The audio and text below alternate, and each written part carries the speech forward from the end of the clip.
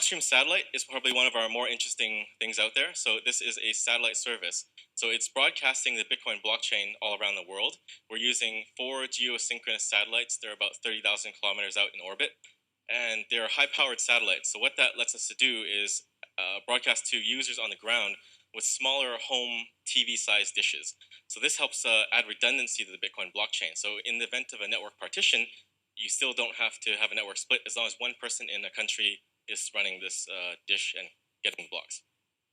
And finally, we have the cryptocurrency data feed, which is a partnership with ICE. So ICE is the owner of the New York Stock Exchange and Bakkt. So what we're doing is we're collecting and scraping data from all the crypto exchanges and creating this crypto feed that is sold to institutional Wall Street investors. Going to a different economy, and we're going to be learning more about that as we go. But clearly, we're learning that things can be done from remote locations. We're learning that technology can replace people even more than we thought. We're not going back to the same economy. We're recovering, but to a different economy, and it'll be one that is more leveraged to technology. And I worry that that is going to make it even more difficult than it was for many workers. In Silicon Valley, and my friends who work in technology know that what we did to the manufacturing workers, we are now going to do to the retail workers, the call center workers, the fast food workers, the truck drivers, and then even bookkeepers, accountants, insurance agents, lawyers, and on through the economy. So what happened to the manufacturing workers is a very clear sign. And so we'll import Chinese-based CBDC technology. So it's going to be CBDC in a box provided to you by the People's Bank of China. Welcome to the Crypto Teacher. And guys, please like and subscribe if you do like what you're listening to. Please inform your friends and family and spread it all over social media. It is imperative that we get back to learning finances and understand how the world really works, because once we understand how the world really works, we understand that it is all planned out. Now, I want to thank those who purchased the books Cryptoteacher and the New World Order book. Remember, the New World Order book shows you how the world really works, and it is definitely time for you to wake up out of that sleep, especially in the times that we're in right now.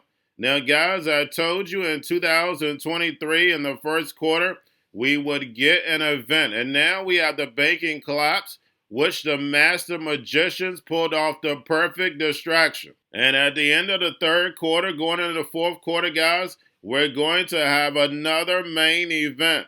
Now, of course, the markets will still pump and dump until we get that next crisis. Guys, we know they're going to pull that rug. And all we have to do is watch the Fed to know exactly when that's about to happen. And also, guys, I want to thank those who purchased the 3 Kids books. It's time to re-educate. Also, much love to those who donate to the Cash App, Patreon. Much love. Keep it coming. Guys, if you're not a part of the Patreon, make sure you're donating to the channel through the actual Cash App. We all know this channel is shadow banned. Now, guys, in my Patreon, I keep you up to date with the New World Order events, and then also I give you the New World Order cryptos. But, of course, you have to do your own research. But, guys, this next Bitcoin and crypto bull run is going to be a utility run. So you want to make sure you have the cryptos that have real utility. And much love to those who are shopping at both stores. Keep it coming. And of course, guys, we get into Bitcoin and cryptos first. Don't forget to like and subscribe to the channel. And guys, we have Bitcoin and crypto slightly moving up after taking that dip. Bitcoin touches 25.8 and then bounces. Now, guys, do not forget to pay attention to the actual indicators. We had yield rates on Friday slightly moving up off the lows, but guys, we know we're way off from the highs. And then, of course, guys, we had the dollar strong. The dollar is strong. We know that's going to pull the market back. And then in cryptos, we had volume, which is low. We have Tether, USDC. And then, of course, guys, we have the Fed. Repo at $2.2 trillion. And we know the central banks are raising rates and running off the balance sheet in order to destroy this legacy market so the fourth industrial revolution can rise. Whether robots, algorithms, and drones take over the economy, pay each other with crypto, and the sheep go inside the metaverse. Now, guys, we have Florida Governor Desantis signed CBDC bill into law and basically restricting CBDCs from being added to the Uniform Commercial Codes. And those in my Patreon know I've talked about the UCC codes and then also have done a couple videos on it. But guys, we know DeSantis is only playing the Hegelian dialectic. The Fed is not going to want to put their CBDC out front. They're going to put stable coins out front first, and they can always peg that stable coin to a CBDC. And remember, the crypto teacher told you. Now, guys, we have Coinbase fills new advisory council with former U.S. lawmakers. And guys, we have the same old good old boys. We have Senator Toomey. And where did Toomey go to after leaving the Senate? Apollo. And where is Jay Clayton? Apollo. Guys, they move these same pieces around for a reason. And we know the only reason why he's on that board, so therefore they can move the agenda. Remember what Brian Armstrong stated his job was a long time ago, is to move in this global digital transformation. And remember, the crypto teacher told you. Now, guys, don't forget about Grayscale, sending about $22.6 billion. But getting over into a little crypto news, we have Binance calls it quits in Canada. And guys, we know he started off in China, got booted out of there, then moved to Canada. Now he's getting booted out of Canada. And we know that Binance movie is right around the corner. And lastly, guys, we have Bakkt Delist 25 of the 36 tokens of recently acquired Apex. And guys, we know Bakkt is publicly traded and then also attached to ICE. So if anyone could hold securities, it would be Bakkt. But we know they delisted these tokens for a reason, and we know Gary Gensler is about to bring down the hammer. And we know that when it comes to DeFi, majority of these tokens are securities, but it makes no sense for companies that are publicly traded like Coinbase and Bakkt that can't hold these securities. That makes no sense whatsoever, because at least these two companies, because they are publicly traded, should at least get a license to hold these securities. But we know the NWO is about to bring this current legacy system down to its knees, and it has to blame someone. The same way with the banking crisis. We know the Fed caused it, but who do they blame?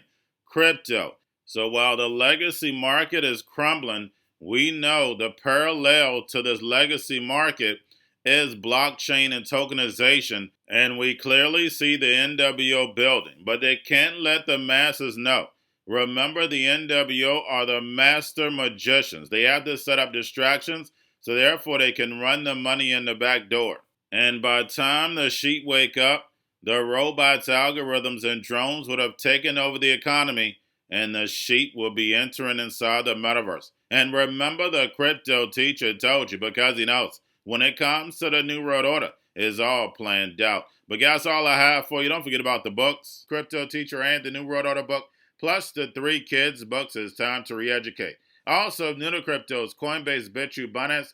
Do not forget book links and crypto links are in the description. The stock channel, guys. Don't forget to go like, subscribe, spread everywhere.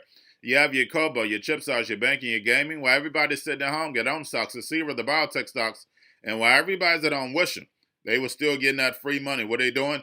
Drinking and smoking weed. Don't forget about those stocks, and you have a wonderful day. The most powerful person in the world is the storyteller.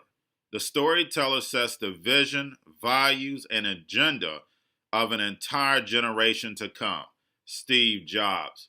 And guys, you know I truly believe in this. When you look at the New World Order, they're the storytellers. And that's the reason why I wrote my New World Order book.